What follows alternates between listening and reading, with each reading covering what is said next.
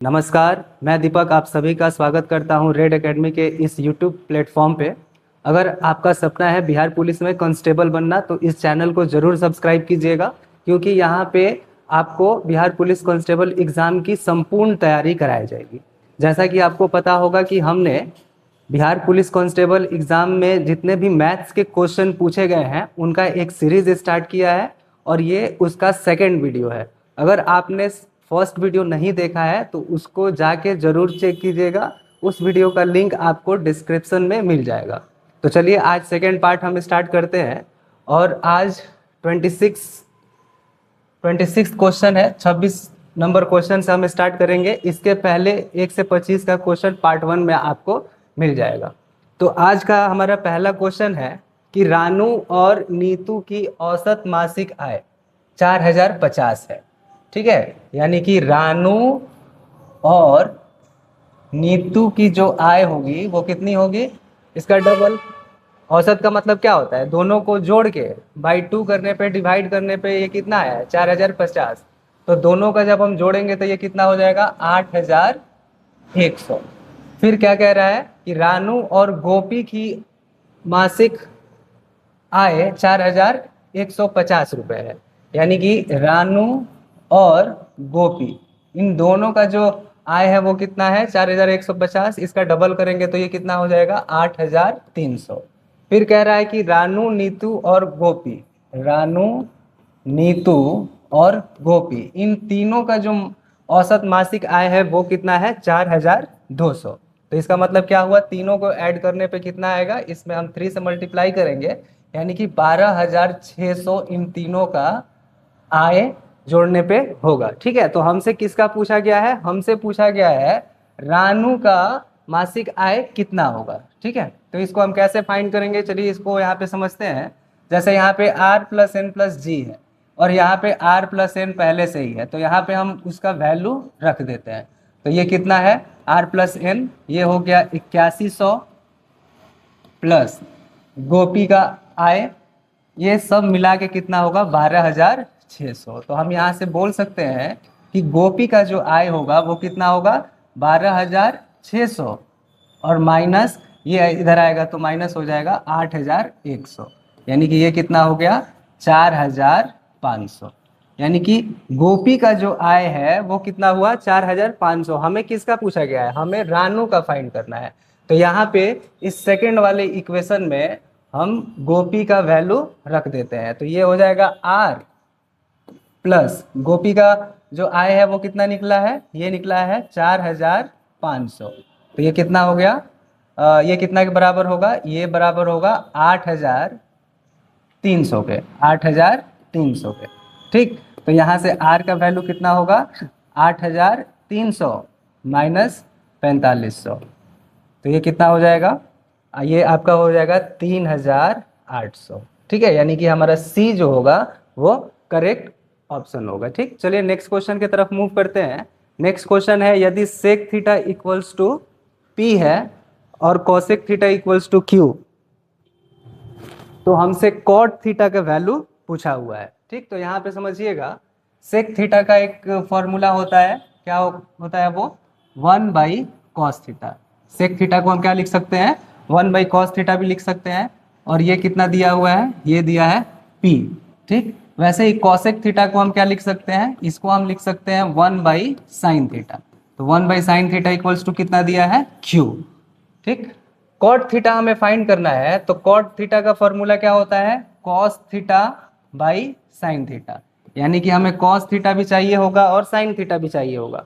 यहाँ पे cos theta जब हम फाइंड करेंगे तो ये हो जाएगा 1/p और यहाँ पे साइन थीटा बराबर क्या हो जाएगा, ये हो जाएगा 1/q। ठीक, तो यहाँ पे अब हम क्या करेंगे कॉट थीटा निकालते हैं। तो कॉट थीटा इक्वल्स टू क्या होता है cos theta by sine theta. तो कॉस थीटा का वैल्यू वहाँ पे कितना आया है 1/p/1/q। ठीक, और इसको जब हम सॉल्व करेंगे तो q ऊपर चला जाएगा और p नीचे आ जाएगा, यानी कि q/p जो होगा वो हमारा करेक्ट ऑप्शन इसका हो जाएगा। ठीक है, तो चलिए नेक्स्ट क्वेश्चन है हमारा कि एक बेलन के आधार की त्रिज्या 2.1 सेंटीमीटर है, यदि उसके दो वृत्त, पहले यहाँ पे समझिए आप, ये हमें क्या दिया हुआ है, बेलन दिया हुआ है। यहाँ पे इसके जो आधार का त्रिज्या है वो कितना है, ये दिया है हमें 2.1 सेंटीमीटर। ठीक है। अब कह रहा है कि यदि उसके दो वृत्ताकार पृष्ठों के क्षेत्रफलों का योग का 4 गुना, पहले इसको समझते हैं। कह रहा है कि यहाँ पे एक वृत्त है और यहाँ पे एक वृत्त है, ठीक। इसके पृष्ठों के क्षेत्रफलों का योग का 4 गुना, यानी कि इसका जो क्षेत्रफल होगा वो कितना होगा, पाई आर स्क्वायर, और इसका भी पाई आर स्क्वायर। अब इन दोनों को जोड़ने पे, यानी जोड़ने पे कितना हो जाएगा, 2 पाई आर स्क्वायर।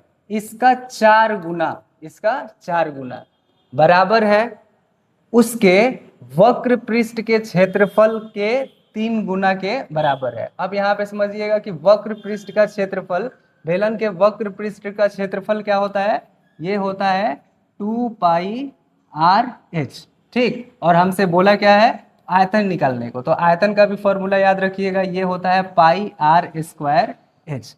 पहले यहाँ पे हम इक्वेशन बनाते हैं। क्या कह रहा था कि उसके वक्र पृष्ठ के क्षेत्रफल के 3 गुना के बराबर है, यानी कि 3 गुना है किसके, उसके वक्र पृष्ठ, यानी कि 2 पाई आर एच के, ठीक। तो अब हम यहाँ पे इसको सॉल्व करेंगे, तो 2 पाई से 2 पाई खत्म, आर से यहाँ पे आर 2 है तो एक आर खत्म हो जाएगा, एक आर बचेगा। तो यहाँ पे ये हो जाएगा 4r equals to 3h, 4r equals to 3h। अब यहाँ पे ध्यान दीजिएगा कि आयतन निकालने के लिए हमें क्या जरूरी होगा, यहाँ पे पाई का वैल्यू पता है, आर का भी वैल्यू दिया हुआ है, और एच का वैल्यू हमें चाहिए होगा। तो यहाँ से हम पहले एच का वैल्यू फाइंड करेंगे। तो एच का वैल्यू कितना हो जाएगा, 4r/3, ठीक। अब आर का वैल्यू कितना है, आर का वैल्यू है 2.1 सेंटीमीटर, ठीक। और यहाँ पे ये 3, तो ये कट के कितना हो जाएगा, 0.7 बार में कटेगा, तो ये हो जाएगा अपना 2.8 सेंटीमीटर। यानी कि h जो आया वो कितना हुआ, 2.8 सेंटीमीटर। अब कह रहा है हमें आयतन फाइंड करना है, तो आयतन का फॉर्मूला क्या होता है, आयतन का फॉर्मूला होगा पाई आर स्क्वायर एच, यानी कि 22/7। आर कितना दिया हुआ है, आर दिया है 2.1 सेंटीमीटर, तो इसको हम फ्रैक्शन में चेंज करेंगे तो ये हो जाएगा 22/10, और आर स्क्वायर है यानी कि हमें इसको 2 बार लिखना होगा, इनटू में एच का कितना आया है 2.8, यानी कि इसको भी हम क्या लिखेंगे 28/10। अब ये 7 से 28 कितना बार में चला जाएगा, 4 बार में।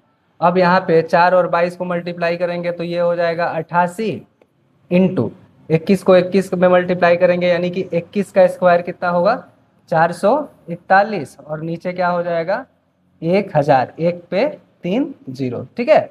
अब यहाँ पे देखिए जब हम इसको मल्टीप्लाई करेंगे तो 1 मल्टीप्लाई होगा किसके साथ, 8 के साथ, यानी कि लास्ट में जो डिजिट आना चाहिए वो कितना आना चाहिए, 8 आना चाहिए। और ये ऑप्शन डी में ऐसा हमें दिख रहा है कि लास्ट में कितना आ रहा है, 8 आ रहा है। यहाँ पे 0 जैसे 0.80 आ रहा है ना, तो नीचे यहाँ पे 1000 है, ये इसको डिवाइड करेगा तो पॉइंट में आंसर आएगा। लेकिन वही जब 1 में 8 से मल्टीप्लाई होगा तो 8 लास्ट में ही आएगा, या फिर इसको आप सॉल्व करके देख लीजिएगा, ये इतना ही आंसर आएगा, ठीक है। तो इस तरह से इसको हम बनाएंगे। यहाँ पे कुछ फॉर्मूला है जिसको आप जरूर याद रखिएगा। एक है वक्र पृष्ठ का क्षेत्रफल 2 पाई आर एच, और आयतन, आयतन क्या होता है पाई आर स्क्वायर एच होता है, और ये मतलब जो वृत्त है उसका क्षेत्रफल आपको पता ही होगा क्या होता है, पाई आर स्क्वायर, ठीक है। नेक्स्ट क्वेश्चन है हमारा, यदि 60 का 25% x का 20% के बराबर है, ठीक, यानी कि 60 का 20%। इसके पहले वाले वीडियो में भी मैंने आपको बताया था पार्ट 1 में कि कोई भी नंबर होता है वो 100% के फॉर्म में होता है, ठीक। अगर 100% के फॉर्म में होता है, हमसे बोलते हैं कि 50% निकालो, तो 50% निकालो का मतलब क्या हुआ कि उस नंबर का हम आधा कर देते हैं, ठीक। और अगर 25% बोल दे तो आधा का भी आधा, यानी कि 1/4, 1/4 हम निकालते हैं। जैसे यहाँ पे कह रहा है कि 60 का हमें 25% निकालना है, तो 60 का 50% कितना होगा 30, आधा, और उसका भी आधा, यानी कि ये कितना हो जाएगा 15। 60 का 25% कितना होगा 15। अब यहाँ पे ये कह रहा है कि ये x के 20%, यानी x इंटू 20/100 अब +1 के बराबर होगा, ठीक है। अब यहाँ पे देखिए, इसको हम चाहें तो डायरेक्ट भी बना सकते हैं। डायरेक्ट कैसे बनेगा कि ये क्या है कि ये इधर जाएगा तो ये हो जाएगा 14, और ये कितना हो जाएगा x इंटू 20/100, x/20/100। यानी कि इसका मतलब ये हुआ ना कि वो कौन सा नंबर है जिसका 20%, जिसका 20% 14 होगा। तो 20% अगर 14 है तो 10% कितना होगा, 7 होगा, और 10% 7 है तो 100% कितना होगा, 70 होगा। ठीक है, अगर इस तरह से आपको समझ में आता है तो ठीक, नहीं तो आप क्या कीजिए, इसको डायरेक्ट सॉल्व कर लीजिए। तो x का वैल्यू जब हम यहाँ से निकालेंगे तो ये हो जाएगा 14 इंटू 100/20। ठीक है, और यहाँ से ये 5 बार में चला जाएगा, और इसको मल्टीप्लाई करेंगे तो कितना आंसर आएगा, 7 आंसर आएगा। यानी कि x का वैल्यू कितना आएगा, 70 आएगा। ठीक है, x का वैल्यू कितना आएगा, 70।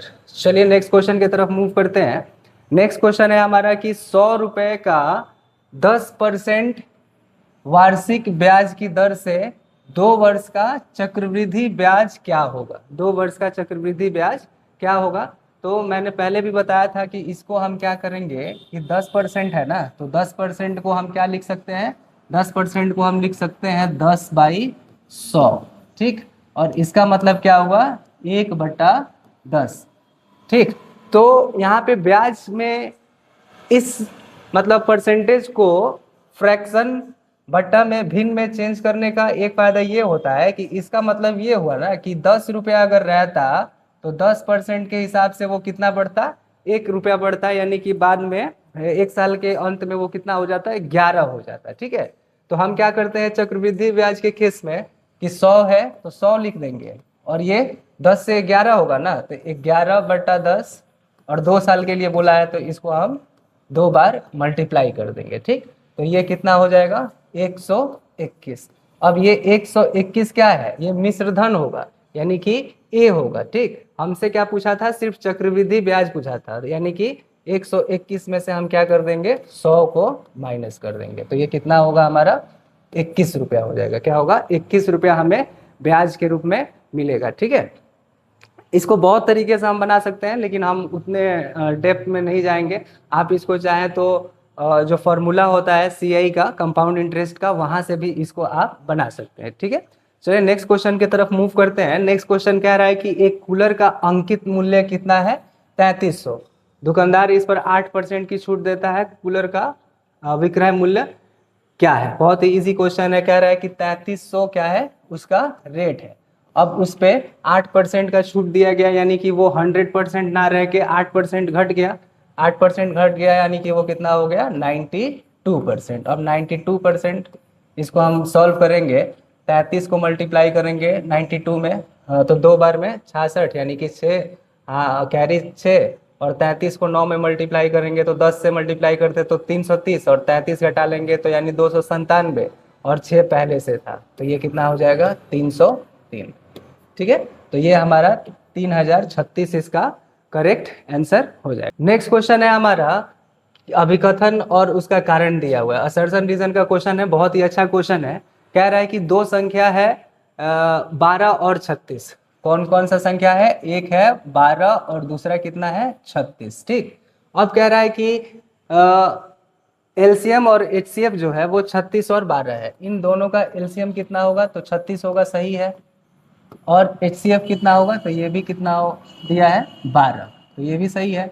अब इसका हमें रीजन दिया हुआ है कि इसका मतलब 12 और 36 का एलसीएम और एचसीएफ जो होगा 36 और 12 होगा, उसका यहाँ पे रीजन दिया हुआ है। और रीजन क्या कह रहा है कि 2 संख्याओं के एलसीएम और एचसीएफ का गुणनफल उन दोनों संख्याओं के गुणनफल के बराबर होता है। ठीक, तो एक आपने फॉर्मूला पढ़ा होगा, और वो फॉर्मूला क्या होता है कि जैसे 2 नंबर है, ठीक, और उन दोनों नंबर का एलसीएम और एचसीएफ का गुणनफल, उन दोनों नंबर के एलसीएम और एचसीएफ का गुणनफल जो होता है वो बराबर होता है, किसके बराबर होगा, तो दोनों संख्याओं के गुणनफल के, दोनों संख्याओं के गुणनफल के, यानी कि first number into second number, into second number. ठीक है, ये एक फॉर्मूला है, इसको आप याद भी रखिएगा। ठीक, क्या होता है फॉर्मूला कि 2 संख्या हमें दिया रहा है, तो उनका एलसीएम और एचसीएफ का जो प्रोडक्ट होता है, गुणनफल जो होता है, वो पहले नंबर का और दूसरे नंबर के गुणनफल के बराबर होता है। ठीक है, लेकिन यहाँ पे जो क्वेश्चन है उसको हम समझते हैं। ठीक, अब कह रहा है कि इन हम क्या करते हैं, पहले रीजन को समझते हैं कि क्या ये रीजन जो है वो वैलिड रीजन इसका है या नहीं है। ठीक है, तो यहाँ पे हम क्या करते हैं कि इसको हम जब मल्टीप्लाई करेंगे इसके एलसीएम और एचसीएफ को, तो 36 × 12 बराबर कितना होना चाहिए, तो पहला नंबर यानी कि 12 × 36। तो ये तो सही दिख रहा है कि हाँ 36 × 12 है और इधर 12 × 36 है, तो ये बराबर ही आएगा। ठीक है, लेकिन क्या ये इसका वैलिड रीजन है, तो नहीं, ये इसका वैलिड रीजन नहीं है। क्यों नहीं है, आइए इसको हम समझते हैं। ठीक, जैसे यहाँ पे तो सपोज किसी बच्चे ने क्या किया कि एलसीएम जो है उसको उसने निकाल दिया कितना, 18। गलती से उसने क्या कर दिया, एलसीएम 18 निकाल दिया और एचसीएफ को कितना निकाल दिया, 24। ठीक, तो अब इस फॉर्मूला के अकॉर्डिंग क्या होगा कि एलसीएम इंटू एचसीएफ 18 × 24 जो होगा वो बराबर होना चाहिए किसके, 12 × 36 के। तो क्या ये बराबर आ रहा है, तो चलिए इसको देख लेते हैं। ये हो जाएगा 360 और 72 यानी कि 432। ठीक, और इधर भी जब हम मल्टीप्लाई करेंगे तो ये भी कितना आएगा, 432। तो इस फॉर्मूला के according HCF into LCM equals to first number into second number, जो कि यहाँ पे रीजन में बोला गया है, इसके अकॉर्डिंग तो इसका एलसीएम और एचसीएफ जो है वो 18 और 24 भी होना चाहिए। लेकिन क्या ये 18 और 24 जो है वो 12 और 36 का एलसीएम हो सकता है या फिर है, नहीं, तो ये 12 और 36 एचसीएफ और एलसीएम नहीं है। ठीक है, तो यहाँ पे ये सही है, अभिकथन जो है वो सही है और ये भी सही है, ऐसा नहीं है कि ये गलत है। लेकिन ये कारण जो है, कारण जो बताया जा रहा है इसका, वो इसको जस्टिफाई नहीं करता। तो पहला ऑप्शन कह रहा है कि ए और आर दोनों सही है और आर ए का सही स्पष्टीकरण है, तो नहीं, सही स्पष्टीकरण नहीं है। एलसीएम और एचसीएफ जो होता है वो डिपेंड करता है कि उस संख्या का गुणनखंड क्या है, क्या है, फैक्टर क्या क्या है। ठीक है, वो उसके गुणनखंड पे डिपेंड करता है, ना कि ये जो फॉर्मूला दिया हुआ है उस पर डिपेंड करता है। सेकंड, यहाँ पे ऑप्शन कह रहा है कि ए और आर दोनों सही है लेकिन आर ए का सही स्पष्टीकरण नहीं है। तो यही हमारा आंसर हो जाएगा कि दोनों सही है लेकिन आर जो है वो इसका करेक्ट रीजन नहीं है। ठीक है, आई होप ये आपको समझ में आया होगा, इसको अच्छे से समझिएगा।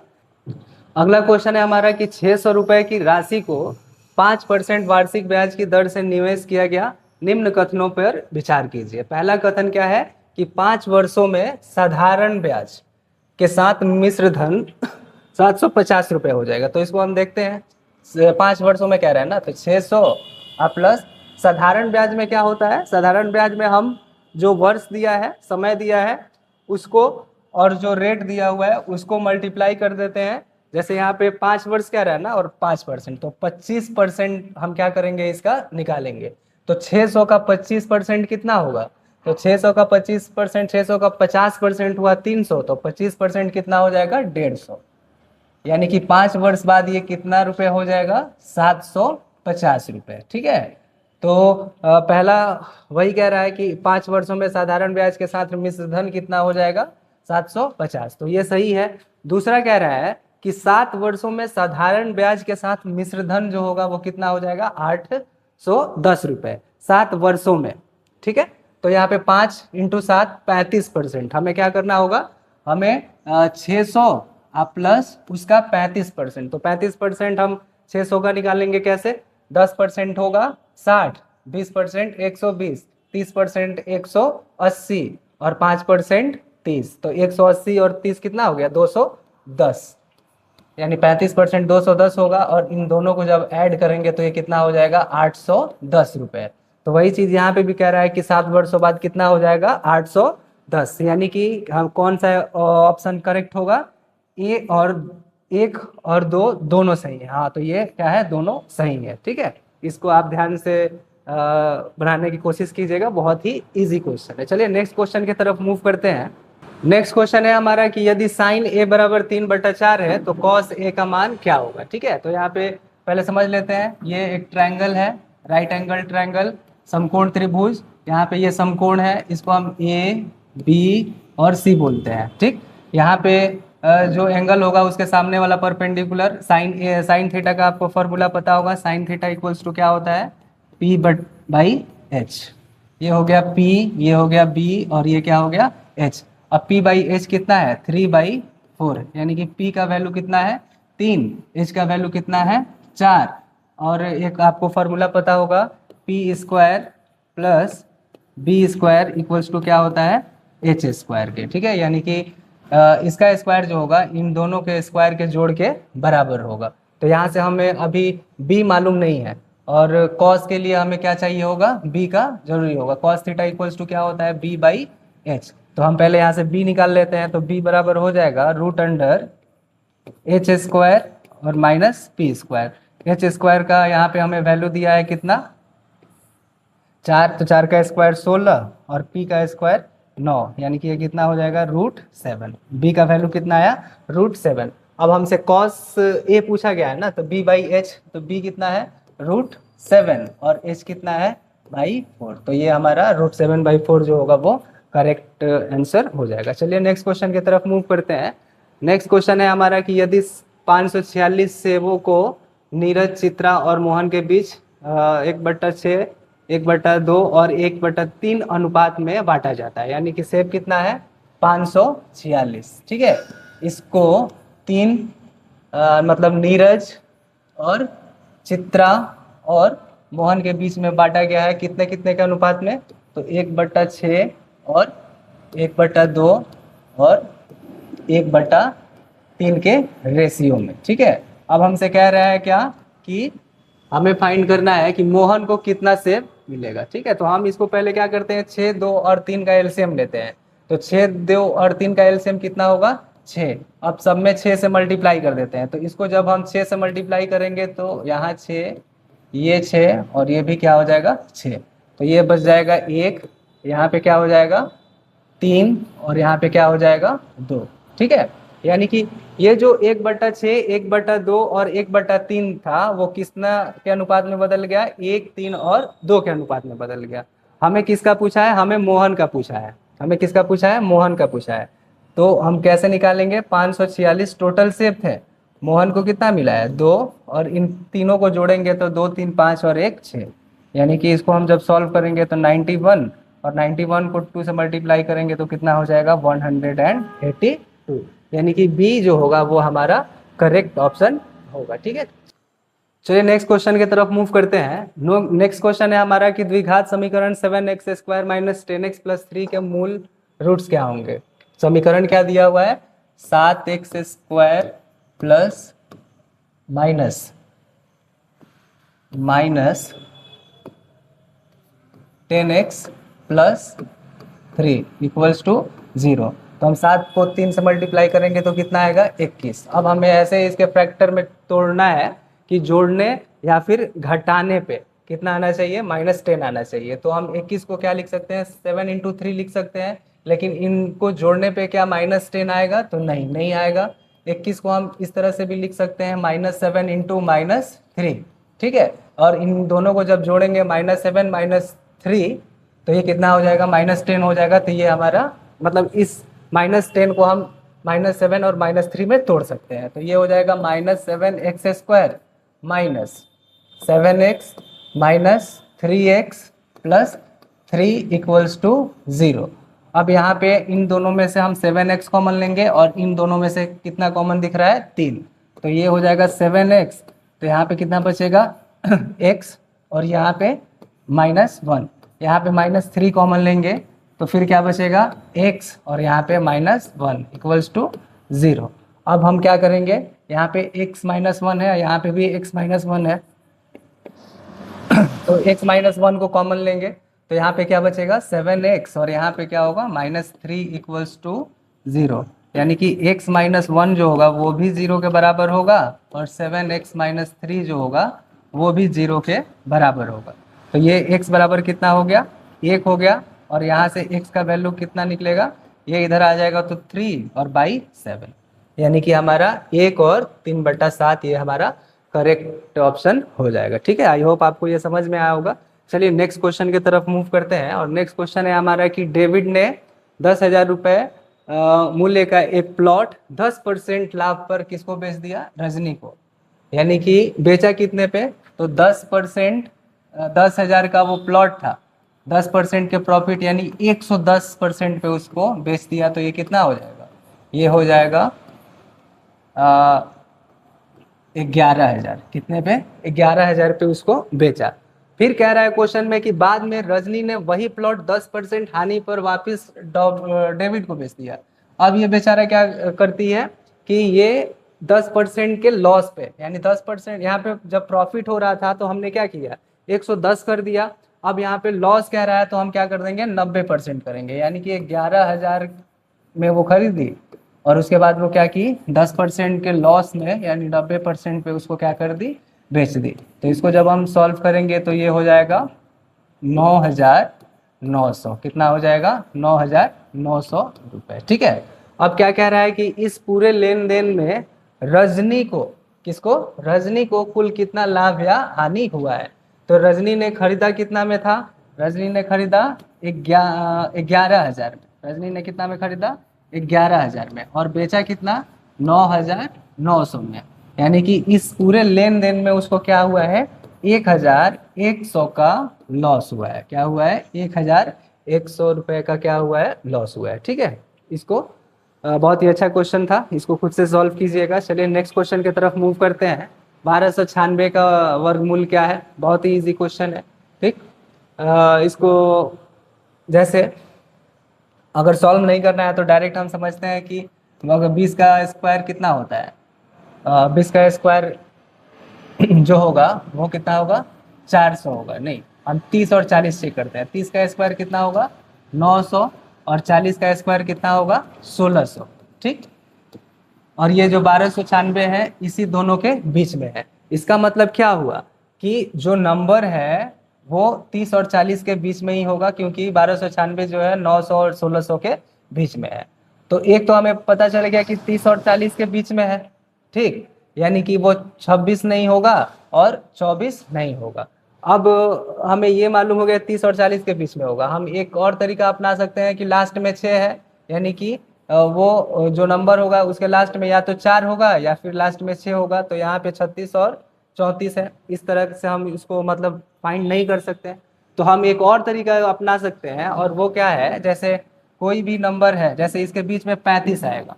ठीक है, तो 35 कोई भी नंबर है, अगर उसके लास्ट में इसका हमें स्क्वायर निकालना है और इसके लास्ट में 5 है, तो ये क्या करेंगे? हम इसको पहले 25 लिख देते हैं, और 3 के अगला नंबर कौन सा होगा? 3 का अगला नंबर होगा 4, तो 3 और 4 को मल्टीप्लाई करेंगे तो कितना आ जाएगा? 1225। यानी कि 35 का जो स्क्वायर होगा वो 1225 होगा, और 1296 जो है वो 1225 से क्या है? ज़्यादा है। इसका मतलब जो नंबर होगा वो भी 35 से बड़ा होगा, और 35 से बड़ा यहाँ पे एक ही नंबर दिख रहा है, 36। ठीक है, तो इस तरह से भी हम इसको सॉल्व कर सकते हैं। और अगर आपको इस तरह से सॉल्व नहीं करना है तो हम डायरेक्ट मेथड भी अपना सकते हैं। और डायरेक्ट मेथड क्या है कि 1296 को हम क्या कर लेंगे? फैक्टराइज कर लेंगे। तो ये हो जाएगा 2, यानी कि 648, फिर 2 से ये 324, फिर 200 ये 162, फिर 2 से 81 बार में, 3 से 27 बार में, फिर 3 से 9 बार में, फिर 3 से 3, और 3 से 1। अब हम यहाँ पे क्या करेंगे? जोड़ा लगा देते हैं। तो ये हो गया 2, फिर 2, फिर 3, और फिर 3। तो ये कितना हो गया? 4, 12 और ये 36, यानी कि हमारा क्या होगा? 36 करेक्ट आंसर होगा। ठीक है, तो आपको जिस तरह से सॉल्व करना हो उस तरह से आप इसको सॉल्व कर सकते हैं। चलिए नेक्स्ट क्वेश्चन है हमारा कि दो संख्याएं जिनका योग 28 है और गुणनफल 187 है, वो संख्या क्या है? तो इसको सॉल्व करने की जरूरत नहीं है, हम ऑप्शन से ही इसको देखते हैं। जैसे 11 और 27 जोड़े, ये भी 28 होगा, 12 16 ये भी 28 होगा, ये भी 28 होगा, ये भी 28 होगा, यानी कि जोड़ने पे तो 28 हो जा रहा है। लेकिन अब देखते हैं 187, तो जैसे 7 है और 1 है, यानी कि ये 1 हो सकता है, लास्ट में 7 आ रहा है, यहाँ पे भी लास्ट में 7 आ रहा है, लेकिन 6 को जब 2 से मल्टीप्लाई करेंगे तो वो 2 आएगा लास्ट में, यानी कि ये तो हमारा नहीं होगा। 5 को जब 3 से मल्टीप्लाई करेंगे तो ये भी हमारा नहीं हो सकता। अब 2 बचा है, दोनों को चेक कर लेते हैं। 21 को जब हम 7 से मल्टीप्लाई करेंगे तो 20 को 7 से मल्टीप्लाई करें तो 140, और 1 को 7 से मल्टीप्लाई करें यानी 7, ये कितना आएगा, 147 आएगा। ठीक, तो ये नहीं होगा, ये हमारा जो फर्स्ट है ये हमारा करेक्ट ऑप्शन हो जाएगा। ठीक है, तो इसको सॉल्व करने की जरूरत नहीं थी, थोड़ा सा हम कॉमन सेंस यूज करें तो इसको हम बना सकते हैं। नेक्स्ट क्वेश्चन है हमारा कि एक कार एक स्थान तक पहुंचने में 50 किलोमीटर प्रति घंटा की चाल से 3 घंटे का समय लेती है, यानी कि स्पीड कह रहा है कि 50 किलोमीटर प्रति घंटा से वो गाड़ी चलती है। अच्छा ये बताइए 50 किलोमीटर प्रति घंटा का मतलब क्या हुआ कि 1 घंटा में वो कितना डिस्टेंस कवर करेगी, तो 50 किलोमीटर, और बोल रहा है कि कितना घंटे चली है, तो 3 घंटे, तो वो कितना दूरी हुआ, 50 और 3, यानी कि जो दूरी हुआ वो कितना हुआ, डिस्टेंस जो हुआ वो हमारा हुआ 150 किलोमीटर। ठीक है, अब क्या कह रहा है, अब कह रहा है कि चाल को कितना बढ़ाया जाए कि उसे स्थान तक पहुंचने में 2.5 घंटे का समय लगे, यानी कि कह रहा है टाइम हमें दे रहा है कि भाई हमें वहां तक, पहले तो हम 3 घंटे ले रहे थे ना, अब 3 घंटे में नहीं, हमें 2.5 घंटे में ही वहां पे पहुंचना है, 2.5 घंटे में ही हमें क्या करना है, पहुंचना है। ठीक है, तो हमें गाड़ी की स्पीड को कितना बढ़ाना होगा। ठीक है, तो हम क्या करते हैं, स्पीड का आपको फॉर्मूला पता होगा, चाल बराबर क्या होता है, चाल बराबर होता है दूरी बटा समय, दूरी बटा समय, यानी कि speed equals to distance by time. Distance है कितना, 150 किलोमीटर हमें चलना है, कितने समय में चलना है, 2.5 घंटे। 2.5 घंटे का मतलब क्या हुआ, 5/2, और 5/2 यानी कि 5 यहाँ पे आ जाएगा, 2 ऊपर आके मल्टीप्लाई कर देगा। ठीक है, तो ये कितना हो जाएगा, 30, और ये 2, यानी कि 60 किलोमीटर प्रति घंटा के चाल से चलना पड़ेगा। पहले कितना के स्पीड से चल रहा था, 50 किलोमीटर प्रति घंटा, अब कितना की स्पीड से चलना होगा, 60 किलोमीटर प्रति घंटा के, यानी कि कितना किलोमीटर प्रति घंटा अपना स्पीड बढ़ाना होगा, तो 10 किलोमीटर प्रति घंटा की स्पीड से हमें, मतलब जो अपना स्पीड है उसको बढ़ाना होगा। ठीक है, चलिए नेक्स्ट क्वेश्चन की तरफ मूव करते हैं। नेक्स्ट क्वेश्चन है कि निम्नलिखित में से कौन सा विकल्प सही है, वृत्त के बाहर स्थित किसी बिंदु से जाने वाली वृत्त पर एक और केवल एक स्पर्श, एक और केवल एक स्पर्श रेखा है। तो देख लेते हैं, जैसे ये हमारा एक वृत्त हो गया, अब कह रहा है कि ये एक सपोज क्या है, एक बिंदु है, तो इससे सिर्फ एक ही रेखा जो है वो वृत्त पर जा सकती है, तो नहीं, ये क्या है, ऐसा नहीं है। एक तो यहाँ पे हो गया, एक हम ऐसे भी तो खींच सकते हैं। ठीक है, तो ये क्या होगा, हमारा पहला वाला जो है वो गलत है। दूसरा कह रहा है कि बाह्य बिंदु, वही बाह्य बिंदु हम इसको मान लेते हैं। अब कह रहा है बाह्य बिंदु से वृत्त पर खींची गई स्पर्श रेखाओं की लंबाई या बराबर होती है, तो यानी कि ये वाला लंबाई और ये वाला लंबाई क्या होगा, बराबर होगा, तो ये सही है। ये क्या है, सही है, यानी कि कथन एक सत्य है, 2 असत्य है, नहीं, कथन 2 सत्य है, 1 असत्य है। ठीक है, ये वाला जो बी होगा हमारा करेक्ट ऑप्शन होगा। चलिए नेक्स्ट क्वेश्चन की तरफ मूव करते हैं। नेक्स्ट क्वेश्चन है हमारा कि समांतर श्रेणी के 15 पदों का योग है। 15 यहाँ पे हमें दिया हुआ है, ए बराबर कितना है, 11, डी का मतलब क्या हुआ, 7 - 11, ये कितना होगा, -4, और एन दिया है कितना, 15 पद, यानी कि 15। ठीक है, अब हमसे पूछा है एस एन का फॉर्मूला आपको पता होगा, n/2 into 2a plus n-1 into D. ठीक, अब यहाँ पे हम वैल्यू पुट कर देते हैं, इस 15 यानी 15 पदों का योग हमसे पूछा हुआ है, तो n के जगह पे क्या होगा, 15/2, 2 इंटू 11, 11 प्लस n-1, n कितना है, 15 है, 15 में से 1 गया 14, तो डायरेक्ट हम लिख देते हैं यहाँ पे 14, और यहाँ पे डी का वैल्यू कितना है, -4।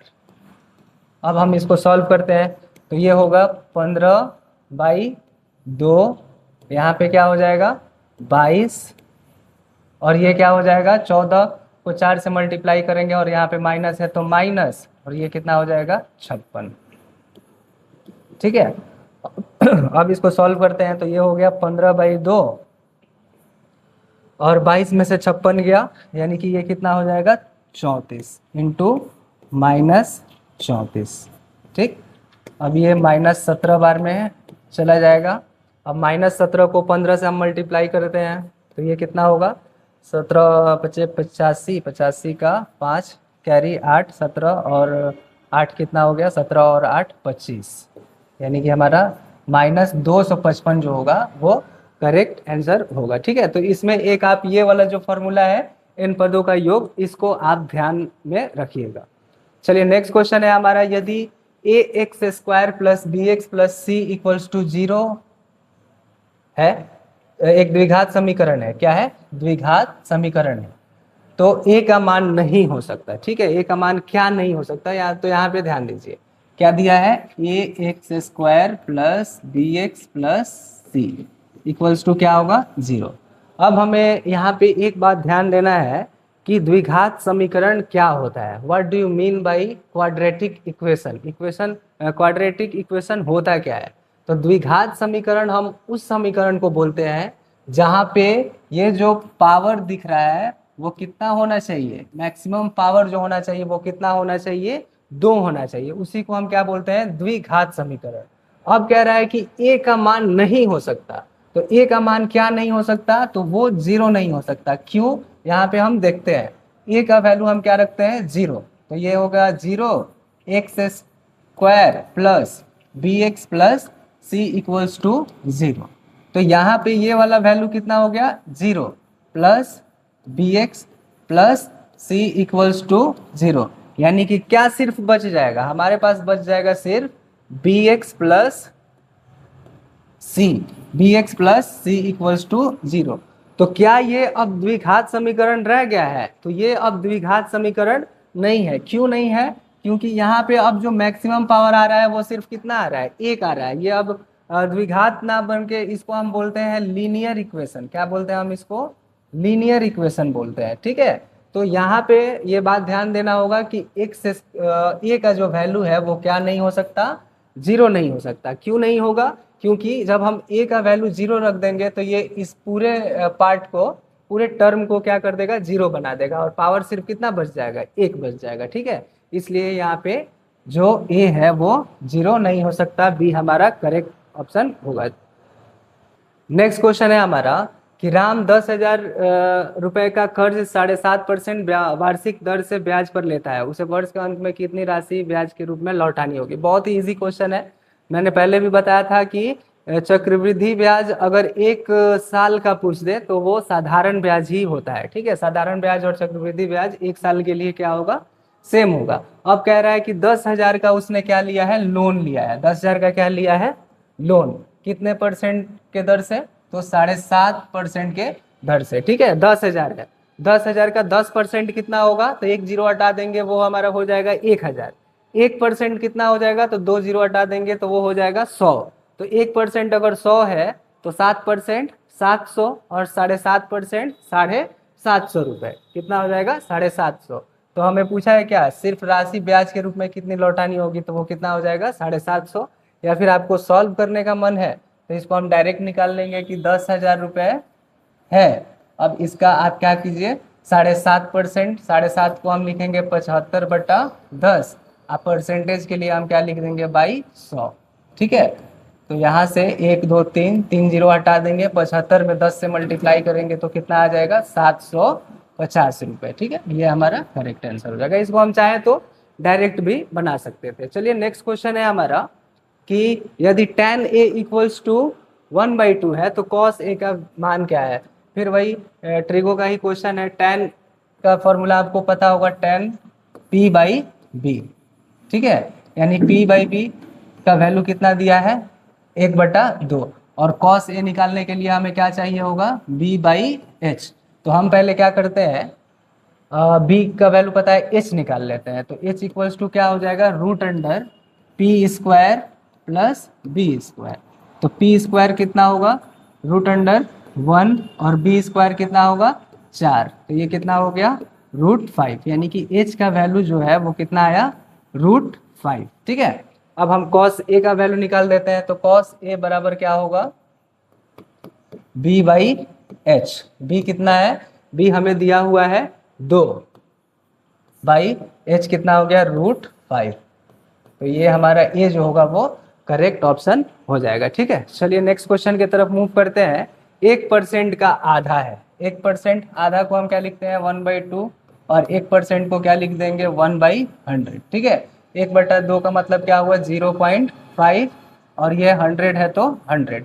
अब यहाँ पे 2 0 है नीचे, तो ये जो होगा डेसिमल जो होगा दो नंबर यहाँ से शिफ्ट कर जाएगा। ठीक, तो ये क्या हो जाएगा, यहाँ पे एक और 0 हमें लगाना होगा, यानी कि ये हो जाएगा 0.005, 0.005, और 0.005 कहाँ पे है, तो ये हमारा ए जो होगा वो करेक्ट आंसर हो जाएगा। ठीक है, चलिए नेक्स्ट क्वेश्चन है हमारा कि एक आदमी किसी कार्य का 5/8 भाग 10 दिनों में पूरा करता है, इस दर से और कितने दिन में उसे काम खत्म करने में लगेंगे। ठीक है, यानी कि वो काम अभी किया कितना है 5/8, तो बाकी कितना है पहले हम निकालते हैं कि उसको और काम करना कितना है। तो एक काम था, ठीक, और उसमें से उसने 5/8 कंप्लीट किया, तो अभी बचा कितना, तो यहाँ पे एलसीएम 8 हो जाएगा, और यहाँ पे फिर 8, 8 - 5, यानी कि 3/8 अभी जो काम है वो बचा हुआ है। अब कह रहा है कि 5/8 काम वो कर लेता है कितना दिन में, 10 दिन में। तो 5 काम कितना दिन में करेगा 80 दिन में, और 5 काम कर लेगा 80 दिन में, और एक काम कितना करेगा तो 80/5, यानी कि 16 दिन में वो काम को क्या कर सकता है पूरा कर सकता है। लेकिन हमसे क्या पूछा गया है, हमसे पूछा गया है कि जो काम बचा हुआ है उसको और कितने दिन उसको खत्म करने में लगेंगे। तो 10 दिन तो वहां पे ले लिया, तो 6 दिन और क्या होंगे उसको लगेंगे। या फिर ये समझ लीजिए कि मतलब ये ऐसे डायरेक्ट निकाल सकते थे, या फिर 16 एक काम को करने में उसको 16 दिन लग रहा है, तो 3/8 काम करने में उसको कितना दिन लगेगा, तो 3/8 × 16, यानी कि 6 दिन। ठीक है, बहुत ही इजी सा क्वेश्चन था। चलिए नेक्स्ट क्वेश्चन है हमारा कि चीनी की कीमत में 6.25% की कमी के कारण एक आदमी 120 रुपए में 1 किलो अधिक खरीद सकता है। पहले हम क्या करते हैं कि 6.25 है ना, इसको हम पहले फ्रैक्शन में चेंज करते हैं। 6.25% को हम क्या करते हैं फ्रैक्शन में चेंज करते हैं। तो इसको हम क्या लिखेंगे 600, नीचे लिख देते हैं, ये हो जाएगा 625/100, और परसेंटेज के लिए एक और 100 लगा देंगे। अब इसको हम सॉल्व करते हैं, तो 25 से ये 4 बार में, और 25 से ये 25 बार में, फिर 25 से ये 4 बार में, यानी कि ये कितना हो गया 1/16, 1/16। 6.25% को हम क्या लिख सकते हैं 16। इसका मतलब ये हुआ ना, यहाँ पे हम लिख देते हैं कि पहले, और यहाँ पे एक दूसरा कंडीशन है बाद में। पहले अगर 16 रुपए दाम था, तो अब क्या हो गया है 6.25% घट गया है, यानी कि एक घट गया है। अब रेट कितना हो गया है 15, अब रेट कितना हो गया है 15 रुपए। ठीक है, पहले कितना था 16, बाद में कितना हो गया 15, तो ये हो गया रेट।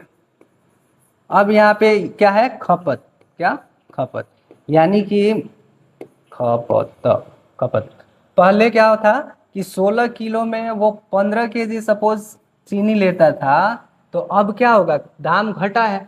ठीक, तो दाम घटा है तो ज़्यादा खपत होगा, और कितना ज़्यादा खपत होगा तो 1 किलो अधिक ले सकता है। यानी कि पहले अगर 16 रुपये दाम था तो 15 केजी ही चीनी लेता था, अब पैसा घट गया है और 1 किलो ज़्यादा लेगा, यानी कि वो कितना लेगा 16 केजी का खपत वो करेगा। ठीक, हमसे क्या पूछा गया है, हमसे पूछा गया है कि कमी से पहले चीनी का मूल्य क्या था। तो पहले था कि 120 रुपये में वो कितना केजी चीनी खरीद रहा था, तो वो खरीद रहा था 25 केजी, तो ये कितना हो जाएगा 8, क्या हो जाएगा 8 रुपये पर केजी जो था पहले चीनी का दाम था। ठीक है, तो इसको आप ध्यान रखिएगा।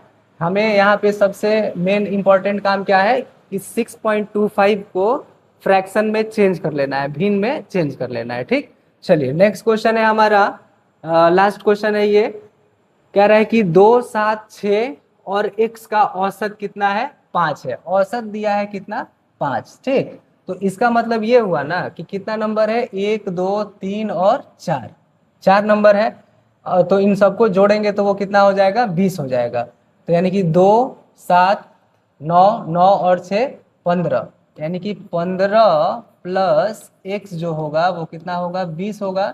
तो x का वैल्यू कितना हो जाएगा, x का वैल्यू हो जाएगा 15, x का वैल्यू सॉरी 5 हो जाएगा। कितना हो जाएगा, x का वैल्यू 5। x का वैल्यू कितना हो गया, 5। अब क्या कह रहा है, अब कह रहा है कि 18, 1, 6, x और y कितना नंबर है, 1, 2, 3, 4 और 5 का औसत कितना है, 50। यानी सब 10 है, यानी सबको जोड़ेंगे तो वो कितना बराबर आना चाहिए, 50 के बराबर आना चाहिए। तो हम जोड़ते हैं, 18 और 1 19, 19 और 6 25, 25 और x का वैल्यू कितना आया है, x का वैल्यू आया है 5। तो 25 और 5 30, यानी कि 30 प्लस y जो होगा वो कितना होगा, 50 के बराबर होगा। तो y का वैल्यू यहाँ से कितना निकल जाएगा, y का वैल्यू जो होगा वो 20 होगा। कितना होगा, 20 होगा। ठीक है, इसको समझ के एक बार खुद से बनाइएगा। ठीक, तो ये हमारे आज मैथ्स PYQ सीरीज का सेकंड पार्ट था, जिसमें हमने 25 क्वेश्चन देखे हैं। तो पार्ट 1 में 25 और यहाँ पे 25, यानी टोटल 50 क्वेश्चन हो गए। ठीक, तो चलिए नेक्स्ट पार्ट में हम मिलते हैं।